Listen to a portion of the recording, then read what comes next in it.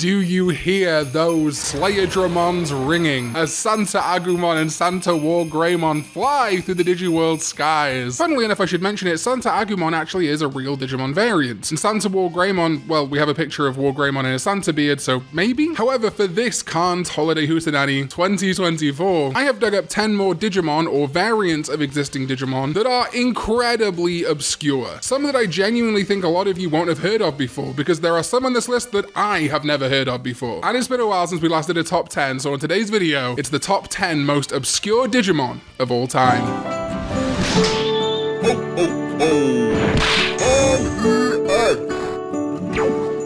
Happy holidays! What is up, digital companions? My name is Karn EX and welcome back to another video. Yes, the top 10 most obscure Digimon of all time. I want to give a big shout out to the With the Will Threads Lost Digimon, exclusive Digimon in Digitize, and Ravel Monte, who does a ton of incredible work on Digimon preservation and information. And I want to begin with the Digimon that I've actually talked about in these videos before, and that is Kaminarimon. When I first started making these Digimon videos, there was no available picture of Kaminarimon as far as we knew. Kaminarimon has showed up a couple of times in the Digimon franchise. First of all, it was cut from Digimon World 1, where it would have been able to digivolve from any Digimon with the Electro Ring item. This is because its name Kaminarimon comes from Kaminari, lightning, but also the Kaminarimon, the Thunder Gate in Japan, specifically in Asakusa, Tokyo, Japan. But since I started making these videos, we do actually now have magazine art depicting Kaminarimon as a Japanese lantern, and that is consistent with its Kaminarimon name. Kaminarimon was also mentioned in the Digimon Frontier original story Things That Want to Be Told CD drama, but was more of a hypothetical Digimon that JP made up than anything real, even though I guess in Digimon World it was going to be real. It's insane that it took until February of 2021, when user Garuro shared a scan of a part of a magazine or something, that we finally found out what Kaminarimon was. 20 plus years after we first knew it was a thing. Alright, how are we feeling? How many of you knew about that one? Probably more of you knew than didn't, right? Well, what about these next set? Who of you played Digimon World 3?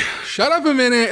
I admittedly have never completed Digimon World 3. I was not a big Digimon video games guy. But in researching this video, I think these obscure Digimon have come to light for me because by all rights, I think they should be Digimon variants, and yet they've never been acknowledged as far as I can tell. Digimon video games love to just arbitrarily change the color of stuff, and that's okay. Like, for example, we have a Sand Airdramon in Digimon World 3, but that's really just to make it fit its environment. However, Digimon World 3 also has Numemon variants that are more than just color changes. They actually have environmental, elemental, and other changes that I think should make them unique. If, for example, we can have a Devimon and a Marine Devimon's whole thing is being aquatic, these Numemon variants should also be acknowledged as their own Digimon. And the reason I'm calling these obscure is there is surprisingly little documentation on them. For example, the first Numemon variant is Numemon Purple, which is found in the Jungle Shrine and Bug Maze and Lower's Defense. And the literal only place I could find documentation on this on Google, even a picture of this, was from the LP archive. Now, yeah, if you play Digimon World 3, you scrub through someone's Let's Play, you are eventually going to find these Digimon too, but you don't see a lot of people bring them up. Wikimon doesn't acknowledge them, I don't think the Digimon Wiki acknowledges them, and yet there is, as I say, the purple Numemon, the brown Numemon, which is found in the Jungle Shrine. I would say this is specifically a jungle variant of Numemon, much like the brown Mogiamon is Jungle Mogiamon, a sky blue Numemon variant, which has ice powers and indeed is in the ice dungeon, alongside the red Numemon, which has fire powers in the fire dungeon. Those two specifically I think should obviously be variants, you know, Ice Numemon, Fire Numemon, or Flay Numemon. Again, if we think of Wizardmon and Flay Wizardmon, I don't see why these can't be variants. And then finally we have a Numemon that's kind of white or mint colored, which lives in the desert Badlands. It's a little bit more unique because it doesn't have a new element, but it does give the most XP of the bunch and appears more rarely. So I think this is intended to be something like a silver or platinum Numemon. Funny. I do wonder if we're ever going to see these guys again. I mean, it's more likely than ever with the current card game, Digimon Liberator and such, that old Digimon will be revisited. But I call these guys obscure just because they don't come up in the narrative a lot, and official or unofficial Digimon sources barely talk about them. Still with me? How many of you knew about those ones? Well, I have talked about these next ones in a video before, but a lot of you watching aren't watching my old video, so I want to talk about these guys too. And that is the blast modes from the Digimon Axel. People talk to me a lot about these saying, oh, they're not their own forms, or they're just burst modes. You mean burst modes? But no, blast mode is specifically its own thing called Blast Mode in the Digimon Accel that you can achieve when kind of revving up the attack of your Digimon. The most notable to me is Marine Angemon, because you can really tell that something dark is tapped into when it accesses that form. This is not simply just an aura, there is a physical change here. And when we look at all the other sprites of these Digimon, it's also incredibly obvious that things are changing in their designs. The Digimon Accel was based around a DNA concept, so it makes sense that their DNA or their digicode is changing, making them become these blast modes. And we do know that blast mode is a real thing, like for example Beelzemon blast mode that has official art, has been in Digimon seasons and stuff like that. But these Digimon have never been given official art in any capacity, have never been revisited since. And when some of them feel like genuinely big changes to their Digimon, like an X antibody style change, it seems insane that it has not been revisited. Now we do have the blast process in Digimon card game now, the Ace cards, but those very clearly are just the exact same Digimon. So while this may be a similar process to the blast in the Digimon Accel, it's very clearly a different result. I would love it if they started introducing blast cards, Ace cards of Digimon like Marine Angemon and giving us that devil Marine Angemon we've been waiting so long for, but I guess we'll have to settle for Cathilamon for now. Next up is one I genuinely had never heard of, and this is kind of another Citramon situation, I guess, because in specifically the Bandai USA Digimon card game of the day, they made this interesting distinction that Apoclymon's top half, its body, not the big polyhedron that it sits atop, was called Apoclymon Creepy Mode, or Apoklymon Creepy Mode. As I say, it's literally just the body part of Apoklymon, but it is interesting how Digital Card Battle made that distinction in the US. It's also maybe not entirely just a USA invention, because if we look at Digimon World 4, or Digimon World X in Japan, there is a fight with Apoklymon, where the polyhedron that Apoklymon sits atop of is basically just treated like a base or an environment, and it is actually this supposed creepy mode that is the enemy you're fighting. Now that's very tenuous evidence, of course. It's just more practical for this PS2 game not to have the battle be with this giant shape and instead just the kind of more humanoid part. But it is interesting to me that at some points, whether it's in the USA or a little bit in Japan, you could make the distinction that just the humanoid body of Apoklymon could be its own mode change, or kind of, I think, most similar to Ceresmon Medium, where Ceresmon Medium is a top Ceresmon, but when you have the whole grass bird, it becomes Ceresmon, but when you remove the woman from the top, it's just Ceresmon Medium. I want Citramon to be a real Digimon again so badly. I would also take Apoklymon Creepy Mode. Just give him some legs, that would be hilarious. Now we're moving into stuff that is sort of real. It's implied by Digimon reference book listings, but we've yet to see them, and that's what makes them obscure. You will probably know by now that Volcamon and Pile Volcamon are based on Digimon Creative and Bandai Namco legend Volcano Ota. But Pile Volcamon in Digimon Story Cyber Sleuth, and indeed its Digimon reference book listing, makes reference to it being one of 7 Volcamon Digivolutions. This was actually added way back when to the Pile Volcamon card by Tanuki Koji Kaneki, who stated there are 7 types of Volcamon evolutions on that card. And another card stated that Pile Volcamon was a Digi-Egg of Friendship evolution for Volcamon. This all ties back to the various costumes that the different Digimon staff members would have in magazines, and indeed Volcano Ota was pictured in many multicolored outfits, making him look almost like a Power Ranger or Sentai team. Because Kaneki for this card chose the Digi-Egg of Friendship, it kind of implies that the other Volcamon evolutions would use other Digi-Eggs. And over the years, the staff have discussed making other Volcamon variants, so I do think at some point in the future we may see more Volcamon evolutions based on the other forms, if you will, of Volcano Ota. I'd never heard of this part before. I want to give a shout out, of course, to Ravel Monte for this. He provided all the information for this section. But one of the ideas also was for a Lady Volcamon, similar to how we have Lady Devimon, based on someone called Gabby Garcia, as well as Baby Volcamon, Skull Volcamon, and Oni Volcamon. There's obviously a lot of love at Bandai for Volcano Ota, and I just think it would be incredible to see more of these variants, but a lot of these variants like really are a little bit too detached to ever have been considered real. However, the Digimon reference book does make reference to 7 other Volcamon evolutions, but do exist somewhere in the digital world. Now we're getting really into the weeds. As I discussed earlier, Digimon variants in video games are a thing, and this actually continues into something called Digital Monster D Project, which is a WonderSwan game. Very similar to games you've played before, like Digimon World. There was a monster raising mechanic, a battle mechanic, boss fights, and things like that. But D Project had colored variants for lots of Digimon, and some of them were very basic, almost just like hue shifts. However, some got full-on recolors, and the 2 that spring to mind immediately, the ones that look the most evocative, are Pink Yukimi Bottomon and Blue Nyaromon. And the thing that's interesting about all of these D Project recolors is many of them would actually not just be a recolor, but a type or attribute shift, giving basically every Digimon data, virus, or vaccine options. Whether or not you want to count these as real Digimon is fine, but when we live in a world where Otamamon Red and Madoki Beatamon, which is kind of the whole joke of Madoki Beatamon, are considered variants, I think it's kind of insane that we've never seen anything of Pink Yukimi Bottomon or Blue Lunyaromon since, and in fan circles they're really never acknowledged. I think it's very unlikely we'll ever see anything of them or any of the other D Project variants in the future, but I truly had never heard of them until making this video. It took that Lost Digimon thread on With the Will for me to discover these were a thing, and because their attributes do actually change, I think these 100% should qualify as Digimon variants, but they're so obscure that many fans don't even know they exist, especially because they are in a Japanese-only video game. Speaking of Japanese-only video games, Digimon World Redigitize had this sort of code system, which would let you access a bunch of different stuff, and it also had a kind of cosmetics feature. However, there were two very specific variants of Agumon that were very clearly intended for this game, which again, apart from the fact that it's been fan-translated, was only available in Japan. And those were a V-Long and green version of Agumon. V-Long is kind of a mascot of V-Jump magazine, and that is indeed where this V-Long Agumon came from. But it's such a striking-looking Agumon variant. Well, yeah, you could technically say it's just a cosmetic. It's got so much more going on here. It's an homage to V-Jump, and to me, it being red makes it a really perfect alternate rookie for Tyrannomon. And then we also have the green Agumon, which is just bizarre. This is another one where if you try and Google it, if you try and even Google what V-Long is, it's really hard actually. But documentation on the V-Long Agumon and green Agumon basically comes down to one thread on With the Will and a couple of other sources, at least on the English internet. These are obscure because I bet a lot of fans haven't seen them, and you can't naturally stumble upon them in Digimon World Redigitize. You have to enter codes. So even English-speaking people who have finally got to play the fan-translated versions of those games may still have never seen this V-Long Agumon and green Agumon in their entire lives. Pretty obscure. But even more obscure than that is another code unlocked battle, not even a Digimon you can recruit in Digimon World Redigitize, and that is a pirate Black War Greymon. This is actually what inspired this video as well. I was looking at pirate Digimon. We've got things like Olegmon, Regalicusmon, Mermaimon, etc. Of course, the Hook and Captain Hookmon. But when I was searching pirate Digimon into Google, I found pirate Black War Greymon, taking me down this rabbit hole of totally obscure Digimon. Now you may say, oh, Karn, it's just another cosmetic, you're not getting it. But the text in the game refers to it not just as Black War Greymon, but specifically Pirate B War Greymon. Okay, that's fan translated, but that's translated literally from the Japanese text. This is, without a doubt, a pirate variant of Black War Greymon that you can fight with a code in Digimon World Redigitize. And listen, you can fight me on what is and isn't a Digimon variant till the cows come home, but if Santa Agumon counts, then so does Pirate Black War Greymon. This is a bit of an aside here. There's actually a bunch of fan contest Digimon that didn't win. I'm not counting these as one of the 10 on the list, but I did want to talk about them really quick because I'd never seen them before. These were all rejected. They didn't actually win the competitions, but we do actually have designs from them from the same page that we got Surfymon, and I don't know how I'd ever missed these. I guess I just wasn't paying attention. But we had a Surumon, a Bancho Ogamon, that's incredible, Skull Lulumon, Mitokumon, Sukaban Rabbitmon, Rabbit Digimon coming back, as if, and Goemon. It's so funny that we live in a world where we don't have official designs for Digimon like Zombiemon, Technodramon, Earthdramon, but we have got to see the at least concept fan designs of Digimon that didn't even win competitions. I can't believe I'd never heard of these guys before. I guess not as many websites cover them because they didn't even win the fan competitions that they were entered into, but they're still a part of Digimon history, and who knows, maybe one day Bandai could bring them back again. I think we stand a very good chance, especially in Digimon Liberator or the Digimon TCG, of seeing a newly realized version of Bancho Ogamon to combat a Bancho Leomon. Again, not one of the 10 here, I just wanted to talk about them. The penultimate one on this list is Gabumon Bond of Friendship Motorcycle Mode. Yes, Gabumon Bond of Friendship's Digimon reference book listing references it being able to access a motorcycle mode. Photon wings sprouting from its back allow it to fly, but it can also transform into the shape of the motorbikes beloved by its partner, letting them ride together. And we've never seen this in Digimon Adventure Last Evolution Kizuna or associated media. Maybe it was a cut scene referencing, you know, Matt riding bikes or something, but it truly was not even inside media for Kizuna. And then randomly, one day, a Digimon web art was posted depicting Beelzemon on his bike, racing against Agumon Bond of Courage, riding Bond of Friendship. And listen, as we've discussed on this video, what counts as a variant, what counts as a mode change. I think this is 100% a mode change. It is changing the entire form of Gabumon Bond of Friendship into a motorbike. If Beelzemon getting some wings and a gun arm is a mode change, and I think that's very indicative of what the Digimon creator team think about Bond of Friendship motorcycle mode because they depicted it against the other motorcycle Digimon, Beelzemon, I think this counts as a mode change, and I think it should be introduced to the Digimon reference book. Another example I think is very similar is Cerberusmon Werewolf mode and regular Cerberusmon. It's such a weird little thing and totally obscure because a lot of people don't know this is a thing, and I saw a lot of people surprised that it was a thing when they saw this motorcycle Bond of Friendship. It doesn't have its own reference book listing. It's not considered its own Digimon right now, but I think it will be one day. And that finally brings us to a Digimon we have truly never seen. Not one image. And I'm not talking about the Digimon fan contest winners that have pixel art and some don't even have pixel art. I am talking about a Digimon that I had never heard of until making this video. A Digimon from the Digimon Adventure 02 CD drama, The Door to Summer. Davis and Mimi are in America for the summer. They meet up with Willis. Suddenly Davis hears a voice calling him. And then they're in a wintry, not the summery New York they were in moments before. So Davis, Willis, Mimi, Demivimon, and Gummimon explore this world to find out what's going on. That's when they first see fireflies appearing around this girl. The Digidestined therefore deduce that a powerful Digimon must be within this winter realm. But this girl, who they dub Nat-chan, hates the fireflies. She initially takes interest in Davis, telling him his partner is no good, but he brushes off that idea. So she then attaches herself to Willis. However, once Davis and Demivimon have a little brotherly argument, Nat comes running back. Yeah, Nat-chan makes it very clear she doesn't want a partner Digimon, she wants to be partnered with Davis. After some shenanigans, the fireflies return, but Willis realizes they are data chips that turn Digimon feral when attached to them. Initially Demivimon and Gummimon, who Mimi slaps out of it, but then they all notice Nat-chan. Yeah.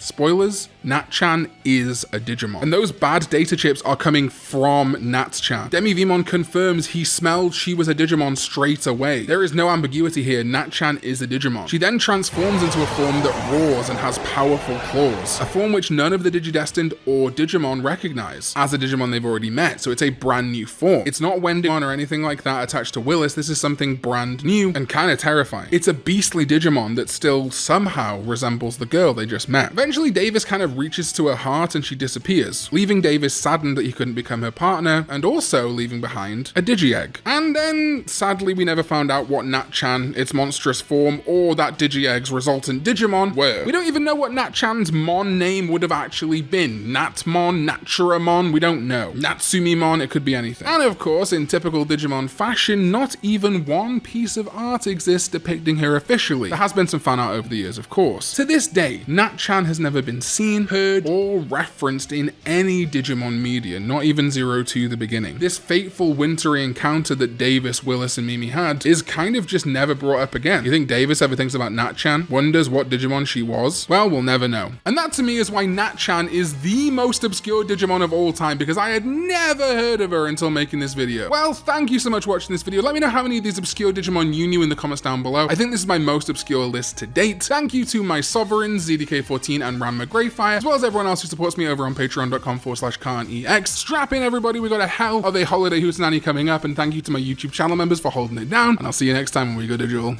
Bye bye.